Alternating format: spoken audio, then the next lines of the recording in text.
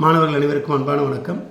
இந்த பதிவில் நம்ம என்ன பார்க்குறோம் அப்படின்னா 9ஆம் வகுப்பு சமூக அறிவியல் பாடத்தில் ஃபஸ்ட்டு மிட்டம் முதலிடை தேர்வு நடக்கிறது அனைத்து மாவட்டத்துலேயும். அதில் எந்தெந்த கேள்விகள் நம்ம படிக்கலாம் அப்படிங்கிறத இந்த பதிவில் நம்ம பார்க்க இருக்கிறோம். குறிப்பாக பார்த்தீங்க அப்படின்னா 10 பாடங்கள் ஜூலை மாதத்துக்குரிய பாடங்கள் வரைக்கும் உங்களுக்கு வந்து தேர்வு கொடுப்பாங்க. சில மாவட்டங்களில் 7 பாடங்கள் அல்லது 6 பாடங்கள் அப்படின்னு குறைத்து கொடுக்கலாம். ஆனால் 10 பாடங்களும் நீங்கள் வந்து படிச்சிங்க அப்படின்னா கண்டிப்பாக காலாண்டு தேர்வுக்கு பயனளிக்கும்.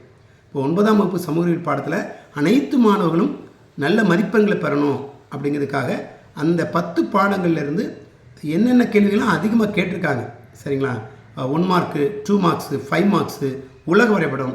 ஸோ இதெல்லாம் செலக்டட் கொஷினாக பிடிஎஃப் வடிவில் நான் உங்களுக்கு கொடுத்துருக்குறேன். டிஸ்கிரிப்ஷனில் பார்க்க மறக்காதீங்க.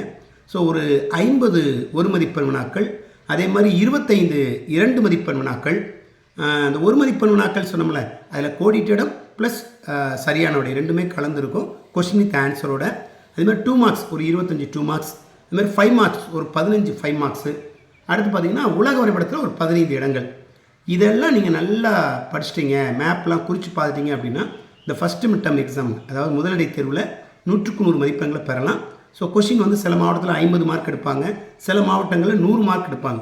ஸோ நீங்கள் எவ்வளோ மார்க் எடுத்தாலும் கண்டிப்பாக இதில் இந்த டிஸ்கிரிப்ஷனில் கொடுக்கப்பட்ட அந்த பிடிஎஃப்பை நீங்கள் நல்லா படிச்சிட்டிங்க அப்படின்னா கண்டிப்பாக வந்து முழு மதிப்பெண்களை பெறலாம். ஸோ மாணவர்கள் முழுமையாக அதை படித்து முடிச்சுடுங்க. தேர்வுக்கு தயாராகுங்க. எழுதி பாருங்கள், வரைபட பயிற்சியில் குறித்து பாருங்கள். அதுமாதிரி 1 வேர்ட்ஸ்லாம் வந்து பார்த்தீங்க அப்படின்னா நீங்கள் திரும்ப திரும்ப படித்தா தான் நினைவுக்கு வரும். ஸோ தேர்வில் அதிக மதிப்பெண்களை நீங்கள் பெறணும் என்பதை அன்போடு தெரிவிச்சுக்கிறேன். ஸோ அடுத்த பதிவில் சந்திப்போம். நன்றி, வணக்கம்.